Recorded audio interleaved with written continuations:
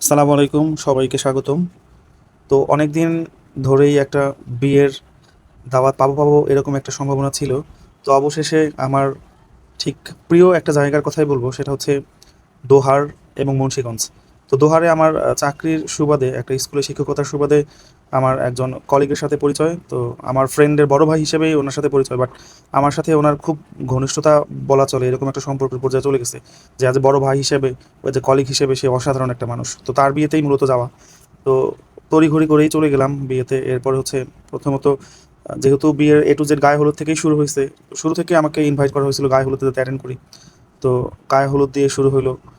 এরপরে আমাদের সমস্ত শিক্ষার্থীরা ছিল, তার সাথে মাসুদ ভাই ছিল, সবাই ছবি টবি তুলতেছিল এবং আমরা দাঁড়িয়ে দাঁড়িয়ে দেখতেছিলাম সবাই মিলে। আমিও এর একটা অংশ হয়ে গেলাম এবং আমার বেশ কিছু কলিগও ছিল, আমার ফ্রেন্ড তন্ময়, এরপরে সিফাত স্যার, হৃদয় স্যার। তো মোটামুটি সবাই মিলে হলুদে অংশগ্রহণ করলাম। অংশগ্রহণ করার পরে হলুদের যেই বিরিয়ানিটা ছিল, আসলে অসাধারণ একটা বিরিয়ানি আমরা সবাই মিলে খেয়েছিলাম।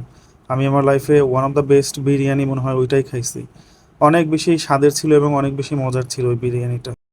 পরদিন সবাই মিলে রওনা দিলাম বরযাত্রীতে এবং গেটে হচ্ছে যে চিরাচরিত নিয়ম বা রীতি বা প্রথা গ্রাম অঞ্চলগুলোতে হয়, সেগুলোই চলতেছিল। তো আমাদের জামাই, বড় ভাই মাসুদ ভাই, সে অনেকক্ষণ যাবৎ আমাদের জন্য ওয়েট করতেছিল। প্রায় অলমোস্ট ৫টা বেজে গেছে। আমাদের আমাদের হচ্ছে দোহার থেকে একটা গাড়ি নিয়ে ঢাকাতে আসতেছে ফুয়েল নেওয়ার জন্য। এরপর হচ্ছে আমাদের পৌঁছাইতে পৌঁছাইতে অলমোস্ট ৫টা বেজে গেছে। প্রায় বেচারা ২ ঘন্টার মতো, ১.৫-২ ঘন্টার মতো দাঁড়া ছিল গেটে।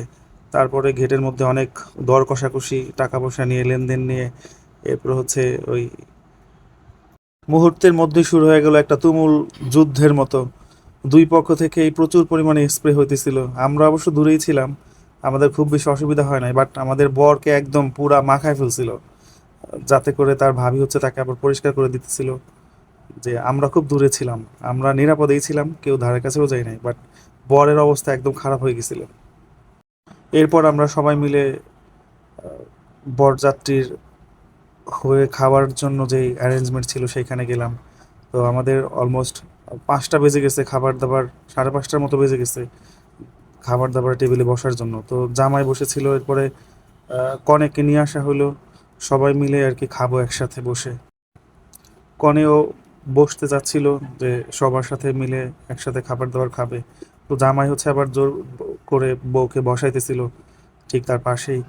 এবং আমরাও সেই টেবিলেই ছিলাম, বাট আমাদের একটু কম দেখা যেতেছিল। আমাদের পাশে ছিল রাজ্জাক ভাই, বন্ধু তন্ময় এবং আমার সহপাঠী হৃদয়, এরপর হচ্ছে সিফাত স্যার, সবাই মিলেছিলাম। তো জামাইকে হচ্ছে আস্ত একটা খাসি দেওয়া হয়েছিল। সেই সবাই মিলে খুব মজা করেই খেয়েছিলাম। আসলে খাবারটা খুব মজার ছিল। এবং আরেকটা মজার বিষয় হচ্ছে আমরা সবাই মিলে দই খাবার প্রতিযোগিতায় নেমে গেছিলাম, হাত দিয়ে খাইতেছিলাম। এটা নিয়ে কনে পক্ষেরা খুব হাসাহাসি করতেছিল। যা হোক, খাবার দাবার শেষে ফটো সেশনের জন্য সবাই মোটামুটি প্রস্তুতি নিতেছিল। তো বর কনে তারা স্টেজে উঠতেছিল, আমরাও সবাই মোটামুটি প্রিপারেশন নিয়ে বসেছিলাম যে বর কনের সাথে সবাই মিলে ছবি তুলবো। তো এরপর হচ্ছে বিবাহ বন্ধনে আবদ্ধ হওয়ার ক্ষেত্রে মুসলমানদের যেই পদ্ধতিগুলো অবলম্বন করতে হয়, অর্থাৎ কাজী বিবাহ পড়ালেন এবং বর সাইন করে দিলেন এবং আমরা সবাই বর কনের জন্য দোয়া করলাম।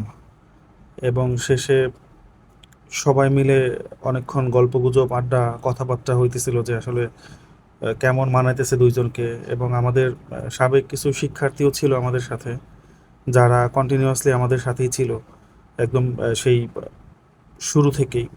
এবং মাসুদ ভাই বেশ লাজুকে মনে হচ্ছিল তাকে দেখে, বাট মোটামুটি সে সবার সাথে ভালোভাবেই মিশে গিয়েছিল। তো বিয়ের কাজ শেষ, এখন ফাইনালি হচ্ছে মালা বদল। তো বর কনে একে অপরের সাথে মালা বদল করবে। এরপরে মেয়ের জীবনে সবচাইতে যে প্যাথেটিক বিষয়টা, তার বাবা তার মেয়েকে তার স্বামীর হাতে তুলে দিল। এবং এরই সাথে আমাদের একটা সুন্দর পরিকল্পিত বিবাহ অনুষ্ঠান শেষ হলো। আমরা সবাই মিলে খুব মজা করলাম এবং দিন শেষে আমাদের বাসায় ফিরতে ফিরতে মোটামুটি অলমোস্ট ৯টার মতো বেজে গিয়েছিল রাত। তো সব মিলিয়ে আলহামদুলিল্লাহ মাসুদ ভাইকে অনেক বেশি ধন্যবাদ যে এরকম সুন্দর একটা বিবাহ অনুষ্ঠানে আমাকে ইনভাইট করার জন্য।